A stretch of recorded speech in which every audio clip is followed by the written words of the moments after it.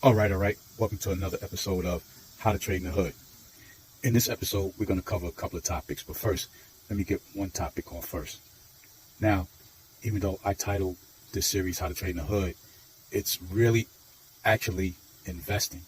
I just titled it that because most of the people that I come in frequent contact with, trading is more relatable to them, hence the title, How to Trade in the Hood. Let's get to it.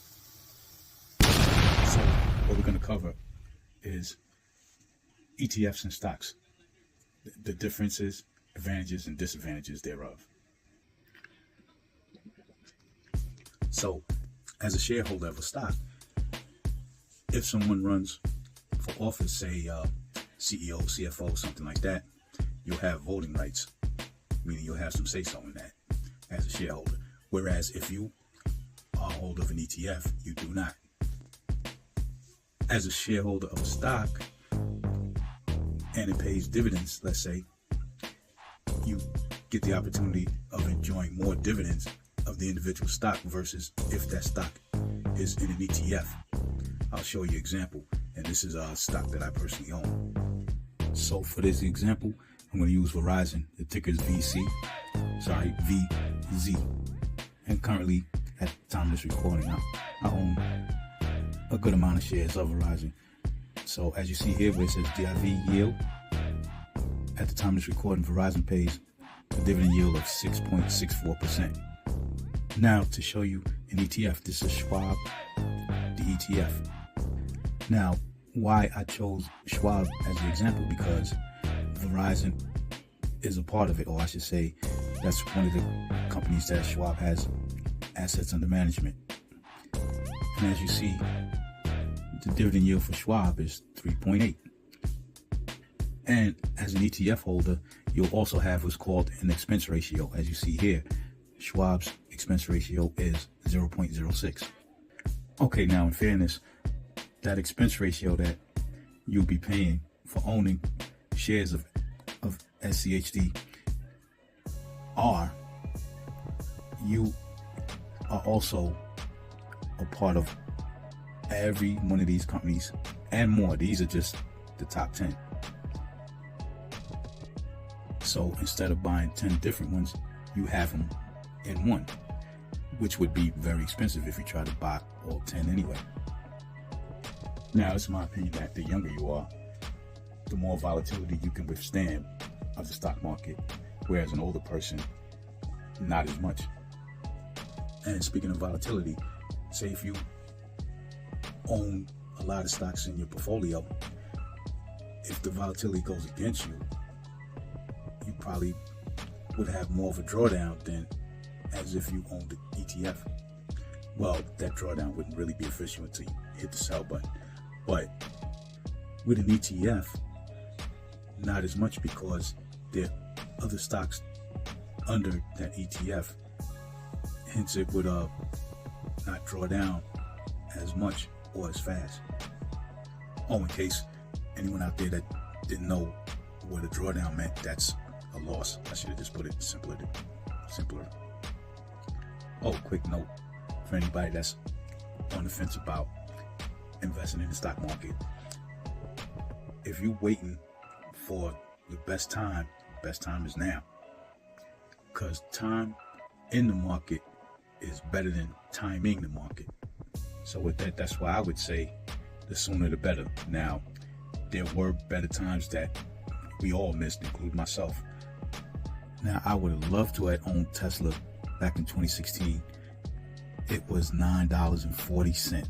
I would have loved to have owned it back then, but that's neither here nor there now. But just to show you, you see at the time of this recording, you see where it is now. Actually, at the close of Friday, it was 4:13. Doesn't mean that it's too late for you, but again, time in the market beats timing the market. Now, even though I didn't catch that opportunity, and being it's at 4:13 now, I did catch some opportunity. I had 100 shares of this, and I didn't pay that much for it. Respectfully, I had it at $250 a share. I even got it. I bought some more when it was like 170, I believe. No, 175. So, time in the market. That's what it's about. Look at one more. Here's Amazon. Now, 10 years ago, it was $14.26. End of the trading day, it was selling for $224.11. That's another one I missed. However, time in the market, this is where I actually caught it at. See where it says trade price, 136. Now, and you see it's going for $224.11. See where it says P&L open? That's how much I'm up. So finally, I'm gonna bless you with two bangers. This first one is Palantir Technologies, ticker PLTR. At the close of the last trading day, it was going for $79.88. And at the time of this recording, it does not pay a dividend. But I think with this one, you'll get to enjoy stock appreciation, depending on where you get in at. And this one is Visa. At the close of the last trading day, it went for $315.15. And this banger does pay a dividend. Maybe these are two that you can at least probably put on your watch list. And finally, this last one, Realty Income, the ticker is O. And they do pay a dividend of 5.84. Now, most companies that pay dividend, they pay dividends quarterly. This one pays monthly.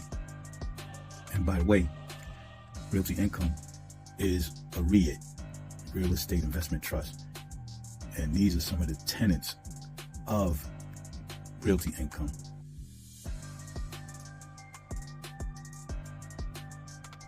And because Realty Income is a REIT, they have to pay 90% of their taxable income to shareholders. Now, that could be a great thing if you're someone that invests for dividends. So, what you thought about that? I hope that the topics that I covered at this recording was enlightening. Let me take the time out to say thank you for sharing your time, patience with me if you watched all the way to the end. Please like, share, comment, and all that good stuff. And do know, I am not a financial advisor. If you intend to make any investments in the market or anything in general, you should do your own due diligence. Once again, thank you for sharing your time with me. And if you appreciate the content, more will come. Till next one, peace.